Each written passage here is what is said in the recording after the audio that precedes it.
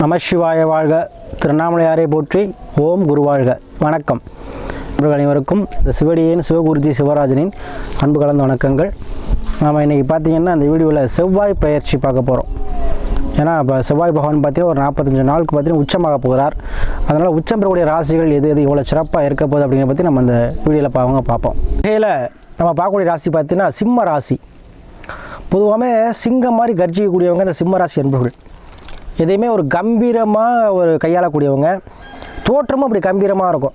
அவங்களோட பேச்சை பாருங்களேன், பேச்சு நடை உடை எல்லாமே ஒரு தனி ஸ்டைலாக இருக்கும். எதுவுமே ஒரு துணிச்சலாக பேசுவாங்க. 4 பேர் இருந்தாலும் நம்ம தனியாக சிறப்பாக இருக்கணும் அப்படின்னு நினைக்கக்கூடியவங்க, அதிகமாக புகழ் அடையக்கூடியவங்க, அதுக்கு ஆசையும் படுவாங்க. அதீதமாக தொண்டு நிறுவனம் நடத்துவாங்க, அன்னதான கூடங்கள் நடத்துவாங்க, கோயில் திருப்பணியை மேற்கொள்வாங்க. பேச்சில் வந்து ஒரு என்ன இருக்கும், ஒரு அதிகார தோரணையோட பேசுவாங்க இந்த சிம்மராசி அன்பர்கள். எப்படி காட்டுக்கு ராஜாவோ அது மாதிரி இருக்கிற இடத்துல ராஜாவாக இருப்பாங்க. அதே சிம்மராசி அன்பர்களுக்கு அவங்களுக்கு ஏற்றார் போலவே தைரியத்தையும் தன்னம்பிக்கையும் தரக்கூடிய வகையில் இந்த செவ்வாய் பகவான் உச்சமாகிறார். 6ஆம் பாவத்தில் உச்சமாகிறார், மகரத்தில் உச்சமாகிறார். அது எப்போன்னு பார்த்தீங்கன்னா வருகிற 5/2/2024 பார்த்தீங்கன்னா கிட்டத்தட்ட ஒரு 40 நாள், 15/3/2024 வரைக்கும். அதுக்கப்புறம் கொஞ்சம் நாள் இருக்குது, அது மகர கும்பராசிக்கு போயிடும். சரிங்களா? அதனால் கிட்டத்தட்ட 45 நாள் என்ன பண்ணுறார், செவ்வாய் உச்சமாகிறார். ஏன் நம்ம செவ்வாயை வந்து நம்ம பயிற்சி நம்ம கணக்கில் எடுத்து போடுறோம் அப்படின்னா, செவ்வாய் பகவான் தான் ஒரு மனிதனுக்கு ஒரு ஜாதகத்தில் ஆணாக இருந்தாலும் சரி பெண்ணாக இருந்தாலும் சரி வலுவாக இருக்கணும். வலுவாக இருந்தால் தான் ஒரு ஆண்மகன் ஒரு ஆணாக இருக்க முடியும். உடல்நிலை ஆரோக்கியம் இருக்கும், எதுலேயும் ஒரு தெளிவான ஒரு சிந்தனை இருக்கும், அதிரடியாக முடிவெடுக்க முடியும், மன தளர்வு இல்லாமல் இருப்பாங்க, இரத்த ஓட்டம் அதிகமாக இருக்கும், இரத்தக்காரன்னு சொல்லுவோம். யாருக்கெல்லாம் செவ்வாய் பலவீனமாக இருக்கும் அவங்கள பார்த்து ஹீமோகுளோபின் அளவு குறைஞ்சிருக்கும். நீங்கள் டெஸ்ட் எடுக்க போயில நிறைய பேர் சொல்லுவாங்க உங்களுக்கு ஹீமோகுளோபின் கம்மியாக இருக்குன்னு சொல்லுவாங்க. அது காரணம் ஏன்னா செவ்வாய் ஜாதகத்தில் வலுவிழந்து இருக்கும், அல்ல நீசமாக இருக்கும், இல்லைன்னா வக்ரமாக இருக்கும், இல்லை மறைவு ஸ்தானத்தில் இருக்கும். அதனால் என்னை பொறுத்த வரைக்குமே ஒரு மனிதன் வந்து இல்லற வாழ்க்கையில் தாம்பத்திய உறவில் சந்தோஷமாக இருக்கணும் அப்படின்னா செவ்வாய் ஆணாக இருந்தாலும் சரி பெண்ணாக இருந்தாலும் சரி அவங்களுக்கு வலுவாக இருக்கணும். கேந்திர ஸ்தானத்துலேயோ திரிகோண ஸ்தானத்துலேயோ இருக்கணும். ஆனால் தனியாக செவ்வாய் தோஷம் அப்படின்னு ஒன்று கிடையாது. எந்த கிரகம் நீஷமாக இருந்தாலும் சரி, வக்ரமாக இருந்தாலும் சரி, அஸ்தங்கமாக இருந்தாலும் சரி, மறைசாக இருந்தாலும் சரி, அது தோஷம்தான். அது செவ்வாயும் கிடையாது. சுக்கிரனாக இருந்தாலும் சரி தோஷம்தான், குருவுக்கும் தோஷம்தான், எந்த கிரகமாக சனி பகவானுக்கும் தோஷம்தான், எதுக்கு எல்லா கிரகங்களுக்கும் தோஷம் உண்டு. ஆனால் செவ்வாய் தோஷம் அப்படிங்கிறது தனிப்பட்ட முறையில் கிடையவே கிடையாது. செவ்வாய் நல்லா இருக்கணும், ஆணாக இருந்தாலும் பெண்ணாக இருந்தாலும் செவ்வாய் நல்லா இருக்கணும். ரூல்ஸ் மாதிரி ரூல்ஸ் சொல்லியிருப்பாங்க. 2ல் இருந்தால் தோஷம், 4ல் இருந்தால் தோஷம், 7ல் இருந்தால் தோஷம், அது கிடையவே கிடையாது. சரிங்களா? என்னை பொறுத்தவரைக்கும் கிடையாது. திருமண வாழ்க்கைக்கு செவ்வாய் தோஷங்கிறது ஒரு கிடையவே கிடையாது. பரிகாரங்கள் செய்ய தேவையில்லை. அத்தகைய நிலையில் கூட எந்த ஜாதகமாக இருந்தாலும் சரி, எந்த ஆணாக பெண்ணாக இருந்தாலும் இந்த செவ்வாய் உச்சம் பெறும்பொழுது கண்டிப்பாக உங்களுக்கு திருமண தடையை நீக்கி திருமணத்தை அமைத்து தரும். யாராக இருந்தாலும் சிம்மராசி அன்பர்களாக இருந்தாலும் சரி. ஏன்னா காலபுருஷனுக்கு பார்த்தீங்கன்னா 10ல் உச்சமாகிறார். அப்போ 10ல் உச்சமாக தொழில் ரீதியான பிரச்சனை யாருக்கெல்லாம் இருக்கோ அவங்களுக்கு சரியாகும். அதுவும் சிம்மராசி அன்பர்களுக்கு ராசிநாதனுடைய சூரியனோடு சேர்ந்து உச்சமாகிறார். அவர் குடும்ப அதிபதியும் சேர்ந்து லாப அதிபதியும் சேர்ந்து இந்த புதன் பகவான் சேர்ந்து உச்சமாகிறார். அப்போ என்ன உத்தியோகம் இல்லாதவர்களுக்கு உத்தியோகம் கிடைக்கும். தொழிலில் மந்தத்தன்மைகளுக்கு தொழிலில் உள்ள மந்தத்தன்மை நீங்கும்.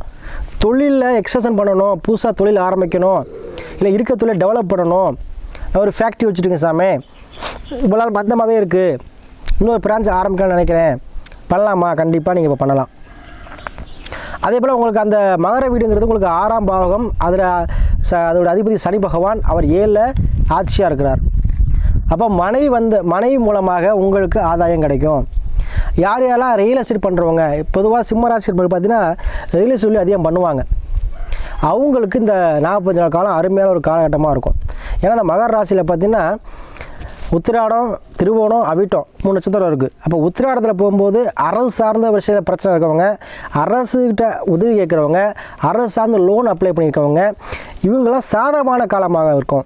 அதே போல் திருவோண சாதத்தில் போகும்போது யாரெல்லாம் உடல்நிலை பிரச்சனை இருக்குது, உடல்நிலை சரியில்லை, உடம்பு ரொம்ப நாள் நோய் பயப்பட்டுருக்கேன், மருந்து சாப்பிட்டுருக்கேன் சாமி சரியாகுமா சொல்லக்கூடியவங்களுக்கு உடல்நிலை சரியாகும். அதேபோல் அவிட்டத்தில் போகும்போது மண்ணை சார்ந்து வீடு சார்ந்த யோகம், மண்மனை சார்ந்த யோகம், வண்டி வாகன சேர்க்கை, இந்த கனரக இயந்திரங்கள் சொல்லக்கூடிய ஜேசிபி, அப்புறம் இந்த லாரி, டிராக்டரு, இந்த மாதிரி மிகப்பெரிய வண்டிகள் கனரக இயந்திரங்கள் ஏற்கக்கூடிய தன்மை இந்த செவ்வாய் பகவானுக்கு உண்டு. அந்த செவ்வாய் நல்லா இருந்தால் தான் அதெல்லாம் கிடைக்கும். அதேபோல் சொத்து பற்றி சேர்க்கையும் செவ்வாய் நல்லா தான் கிடைக்கும். அத்தகைய நிலையே இப்போ உங்களுக்கு சிம்ம ராசிக்கு அமைய போகுது. ஏன்னா செவ்வாய் பகவான் தான் சீருடை போட்டு வேலை பார்க்க முடியாது. அதாவது காக்கி ட்ரெஸ் போட்டு ஒருத்தர் வேலை பார்க்கணுன்னா செவ்வாய் நல்லா இருக்கணும். அதே போல் அதீதமான சாகசங்கள் செய்யக்கூடியவளாக இருப்பாங்க. யாருமே செய்ய முடியாத செயலை செய்யணுன்னாலும் அந்த செவ்வாய் பகவான் வேணும். மாடுபிடி வீரர்கள் இவங்களாம் பார்த்தா செவ்வாய் ஆதிக்கம். அதே போல் விளையாட்டுத்துறையில் வந்து நம்ம வந்து ஒரு வீராங்கனையாக மாறணும் அப்புறம் செவ்வாய் ஆதிக்கம் வேணும். ஏன்னா விளையாட்டுத்துறையில் யாரெல்லாம் ஜெயிச்சிருக்கோம் பாருங்கள், அவங்களுக்கு செவ்வாய் நல்லா வலுவாக இருப்பார். அதே போல் போலீஸாக இருக்கவங்களும் சரி, மிலிட்ரியில் இருக்கவங்களும் சரி, மருத்துவத்துறையாக இருந்தால் அறுவை சிகிச்சையில் இருக்கவங்களும் சரி, பல் டாக்டரும் சரி, இவங்க எல்லாருமே வந்து பார்த்திங்கன்னா செவ்வாய் ஆதிக்கம் உள்ளவங்க. முதல்ல மனிதனுக்கு பல் நல்லா இருக்கணும், பல்ல எந்த பிரச்சனையும் வரக்கூடாது, சொத்த பல் இந்த மாதிரி யாரெல்லாம் பல் பிரச்சனை வருதோ அவங்களுக்கு செவ்வாய் வீக்காக இருக்காருன்னு அர்த்தம். இதெல்லாம் நீங்கள் ஜாதகத்தில் ஆய்வு பண்ணிக்கணும், புரியுங்களா? அதனால் செவ்வாய் நல்லா இருந்தால் தான் உடல் வலிமை நல்லாயிருக்கும். அப்போ நோய் யார் யாருக்கெல்லாம் நோய்வாய்ப்பட்டு இருக்கீங்களோ அவங்களாம் குணமாயிருவீங்க. அதே போல் உங்கள் சிம்ம ராசிக்கு உத்தியோகம் கிடைக்கும், மனைவி மூலமாக உத்தியோகம் கிடைக்கும். திருமணம் ஆகாத ஆண் பெண் யாராக இருந்தாலும் சரி, சிம்ம ராசி என்பவர்களுக்கு செவ்வாய் தோஷமாக இருக்குது, கல்யாண கலசாமி, ஏன்னா செவ்வாய் பன்னெண்டில் இருக்குது, தோஷம் கிடையவே கிடையாது. சரிங்களா? ஆயிரபோய சுகம் எல்லாம் கிடைக்கும். சரிங்களா? அதுக்குன்னு நம்ம செவ்வாய் பன்னெண்டில் இருக்கிறனால தோஷம் கிடையாது, மற்ற கிரக சேர்க்கையும் பார்த்துக்கணும். சரிங்களா? அதனால் இந்த செவ்வாய் உச்சமாகும் பொழுது இந்த மாதிரி தோஷம் யாருக்கு இருந்தாலும் சரி, உச்சமாகும் போது உங்களுக்கு திருமணத்தை நடத்தி கொடுத்தோம். ஆணாக இருந்தாலும் சரி, பெண்ணாக இருந்தாலும் சரி, திருமண விஷயங்கள் நடந்தேறும். அதே போல் உங்களுக்கு 7 சனி இருக்கிறார். அப்போ பார்ட்னர்ஷிப் அமைவாங்க, சொந்தக்காரங்களே உங்களுக்கு பார்ட்னர்ஷிப் அமைவாங்க, தொழில் வந்து உங்களுக்கு சிறப்பாக இருக்கும். ஏன்னா அந்த வீட்டு அதிபதி வந்து என்ன பண்ணுறார், ஆட்சி இருக்கிறார், அந்த வீட்டில் போய் மகரத்தில் ஏன்னா உச்சமாகிறார், ப்ளஸ் உங்களுக்கு குடும்ப அதிபதி ப்ளஸ் லாப அதிபதி. அப்போ தொழில் பண்ணுறவங்க, கடைக்கணி வச்சுருக்கவங்க, பிஸ்னஸ் பண்ணுறவங்களுக்கு சூப்பரான காலங்க. அந்த காலம் அருமையாக இருக்கும். தொழில் இன்னொன்று எக்ஸ்டென்ஸாக பண்ணுவீங்க. ஏன்னா உங்களுக்கு பார்த்தீங்கன்னா சிம்மராசி 5ல் சுக்கிரன் இருக்கார். அப்போ பூர்வ புண்ணிய சார்ந்து பூர்வீகத்தில் யாரெல்லாம் அந்த காசு பண விஷயம் வந்து முறையாக இருந்துச்சோ, காசு பணம் வர வேண்டியது இருக்குது பாருங்கள், யாரெல்லாம் காசு பணம் வரணும் சாமி, கொடுத்துருக்கேன் கொடுக்கல என்ன, அது மாதிரி ஏமாத்திரம் பயமாக இருக்குது அப்படின்னு சொல்லுவாங்க. கண்டிப்பாக கிடைக்கும். பூர்வீகத்தில் ஒரு இடம் வாங்குற மாதிரி ஒரு சூழ்நிலை அமையும். பூர்வீகத்துக்கு நீங்கள் போகக்கூடிய அமைப்பு அமையும். வண்டி வாங்க சேர்க்கை யாரெல்லாம் அந்த ஏஜென்ட்ஸ் சொல்லி பார்க்குறீங்களோ, ட்ராவல்ஸ் பார்க்குறீங்களோ, அவங்களுக்கு அருமையான காலகட்டமாக அந்த காலகட்டம் இருக்கும். அதே போல் 8ல் ராகு, அதே போல் 9ல் குரு இருக்கார். குரு பார்க்க கோடி நன்மை, உங்களோட ராசியை குரு பார்க்குறார். அப்போ அனைத்து பிரச்சனையும் விடுபடக்கூடிய காலமாக இந்த காலங்கள் 45 நாள் அமையும். எந்த பிரச்சனை சமாளிப்பீங்க, எந்த பிரச்சனை உங்களுக்கு ஃபேவரட்டாக இருக்கும். அதாவது எதுலேயுமே உங்களுக்கு சாதகமான வெற்றி வாய்ப்பு, உங்களுக்கு வெற்றி வரும். எந்த ஒரு அதாவது கோர்ட்டு கேஸ் பிரச்சனை, இல்லை டைவர்ஸ் பிரச்சனை, இல்லை ஒரு ஏதோ ஒரு வகையில் சொத்து உயில் பிரச்சனை, கோர்ட்டில் கேஸ் இருக்குது, சம்மந்தமே இல்லாமல் வீண் பழி போட்டாங்க, இந்த மாதிரி பிரச்சனை எல்லாம் இருக்கவங்களுக்கு உங்களுக்கு தீர்ப்பு சாதகமாக வரும்.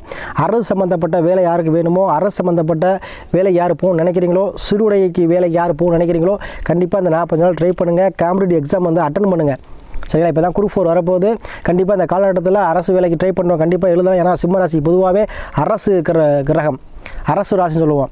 சிம்மராசி, கடகராசி இதெல்லாம் பார்த்திங்கன்னா அரசு ராசிகள். மேச ராசி, இந்த மாதிரி அரசு ராசிகள்னு சில ராசிகள் இருக்குது. அதில் பிறந்தவங்க கண்டிப்பாக ஏதோ ஒரு வகையில் அரசால் பயனடைவீங்க.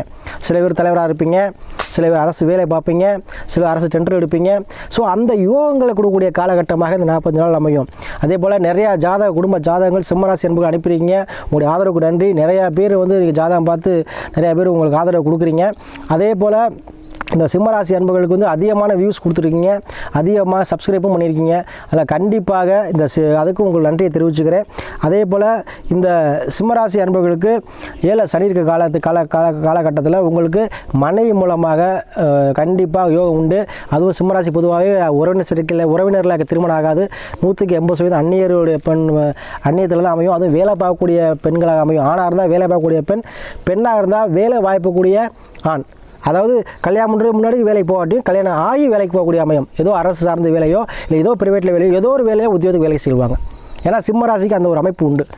அதனால் கண்டிப்பாக இந்த சிம்மராசிக்கு சிங்கமான ஜொலிக்கக்கூடிய காலமாக இந்த 45 நாள். ஏன்னா எப்போவுமே சிம்மராசி உடல் வலிமையோடு இருப்பீங்க.